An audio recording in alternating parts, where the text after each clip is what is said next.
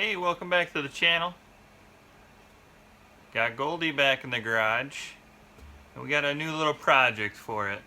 My next plan was to put a little something on the front, little bumper, little action going on. Thought before we do that, we better upgrade the electrical system on it. Right here. It's actually kind of heavy. Does it say how much it weighs? 10? I don't know. It's heavy. Anyhow, it is from, can you see that? Jeep cables. We're gonna upgrade the electrical system on it. This will, well, let's just unbox it together. That's a sweet sticker. I'm not gonna lie to you. That's gonna look real good on the trash cans.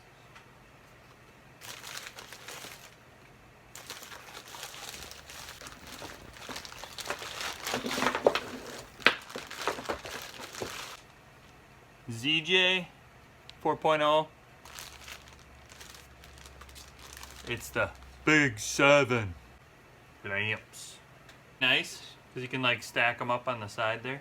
Done this install before on one of my other ZJ Grand Cherokees, and just had it ordered again. They're all labeled, so they got, each end is labeled to where they go.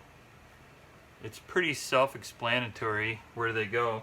They give you those big fuse, and then you actually delete a fuse in your fuse panel that is notorious for, you know, flaking out, starting a fire. Been there. The best part about this is, you know, any electronics on your vehicle will give you fits if you have bad ground cables.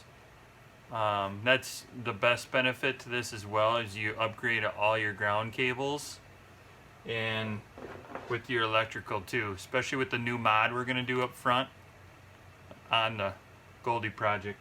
You can upgrade the kit too, which I wish I would have done. This is the I believe it's the 2, scratch that, I think it's the 4 gauge. Then you can upgrade to the 2 gauge, and then there's actually a 0 gauge. That might be a little overkill. I think this will be good enough. So let's get after it.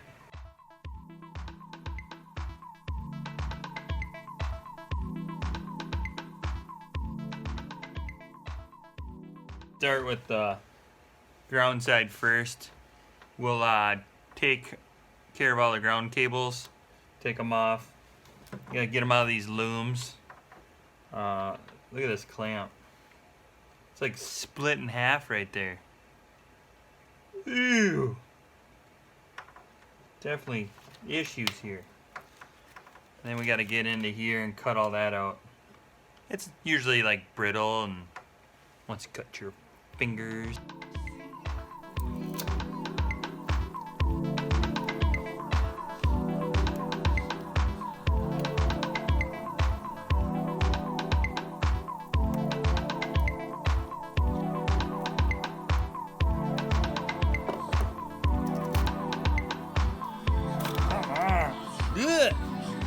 Before we get too involved in the project, we gotta go do some yard chores at the in-laws. So let's go take care of that first.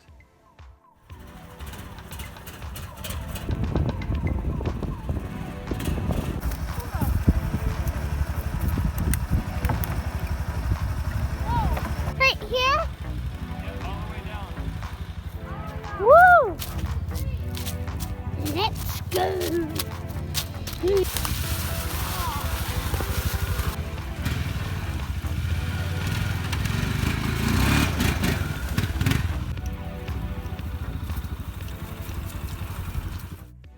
Hey, now that we're back from doing our chores, we are gonna get after the Jeep cables and install those. We got the negatives pulled off. Now we're gonna focus on the couple hacks that you need to do while installing the new Jeep cables. First, you have to cut off the end where the old alternator line came in. We'll cut that off, and we'll pull a couple of these fuses that will no longer be needed. Those are in the older ZJs and XJs if you're doing this on an XJ. You pull those couple fuses because the new fuse that they give you will take the spot of these fuses. The way they did, the Cherokees did the fusible length is using 2 of these fuses in the fuse box here. So you'll remove these 2. I have a feeling like these have kind of been the electrical gremlin in these fuse boxes here.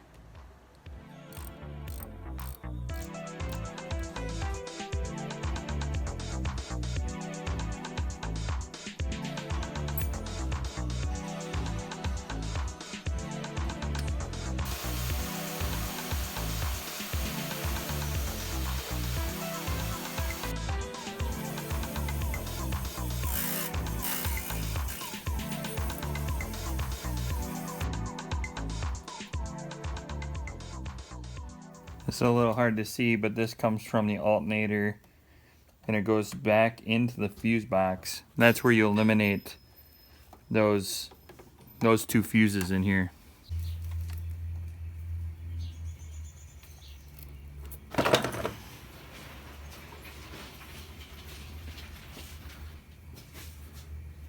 Check out the corrosion in here. That's not good. That actually happens inside these cables too. After years and years, they'll actually start to corrode on the inside of these cables. But this connection, that's bad news. Now we have to get the connection behind the alternator here, which is a 10 millimeter.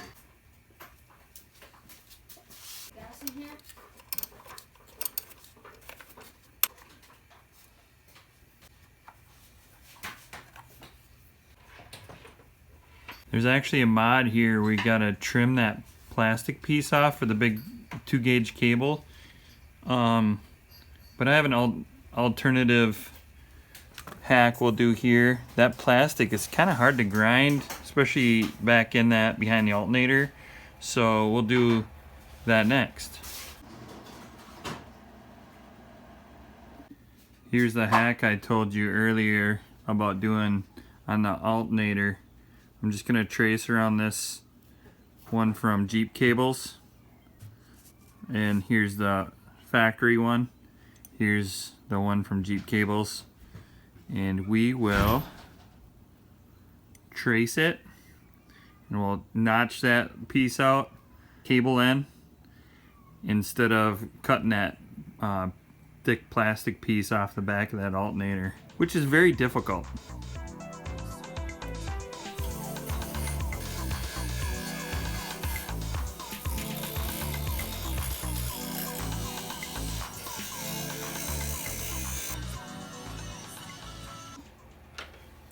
See how Jeep cut some corners here? We got the 2 ground cables coming into 1. The new cables that we got will give us 2 2-gauge cables to make up for that. Better grounding. Look how grody this ground cable is.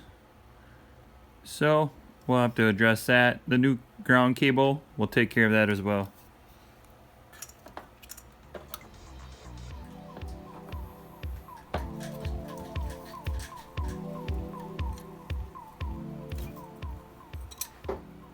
These wire looms, we're going to keep a couple of these, and it should be good enough. You know, that one maybe cut a little bit off, but then we'll just electrical tape them back in and kind of snake it all back together. Here's the connection on the back of the alternator. There was this wire goes through the connector, which also appears to be like a isolator as well. It doesn't tell you on the instructions what to do with this situation. It appears that this ground cable just runs through this isolator connection. These two cables would be needed for the green wires. So we'll just cut this, pull it through, put it back on, and you get a new ground cable for this stud as well on the back of the alternator. So we'll do it that way.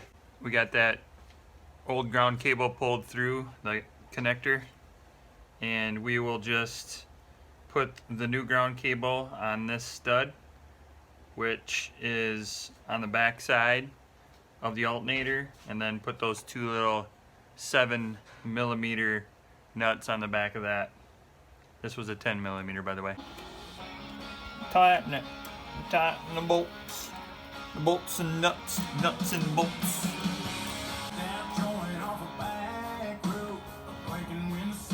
Oh, come on.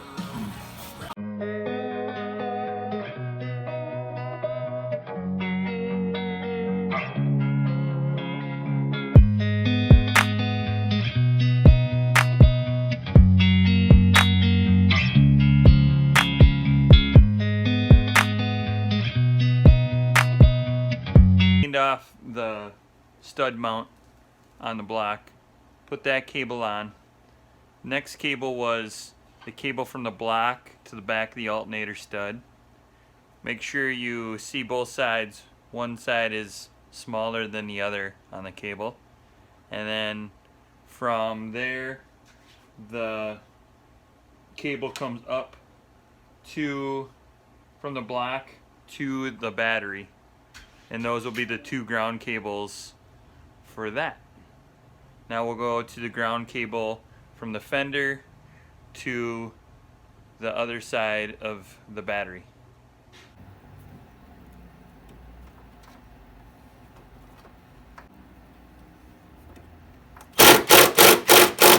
Now we got the negative side completed. We got it installed on the firewall. And make sure when you're doing this kit, you install the negative side terminal for the battery. It's labeled with an N on it. Moving on to the positive side of things. We got the starter cable to the battery terminal. And we got the back of the alternator cable to the battery terminal. So the only thing left we have to do is put the fuse link in, and these are always tough to find a good spot for them. It's pretty bulky and big as well, but I think I got this spot.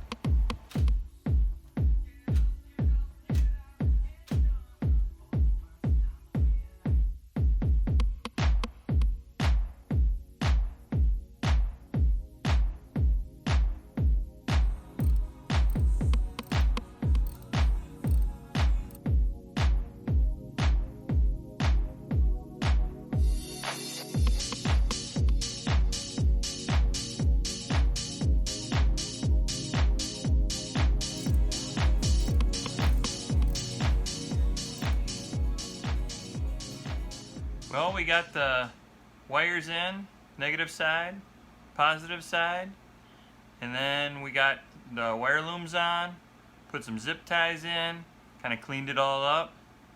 Now it's time for the first start.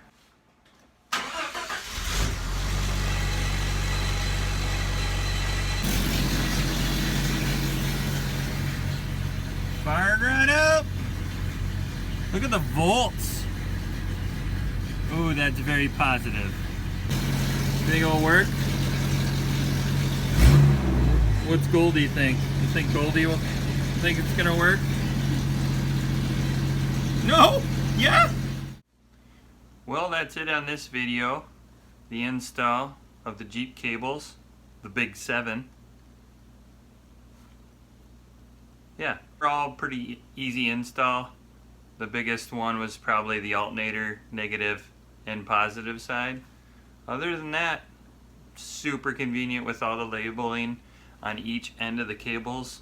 upgrade with the cables are going to help for the next mod, and then we will give you our review on the cables, you know, maybe after a year or so of thrashing on the Jeep. So make sure you like, subscribe, so you can see more on this build and many more. And again, thanks for watching. Till next time.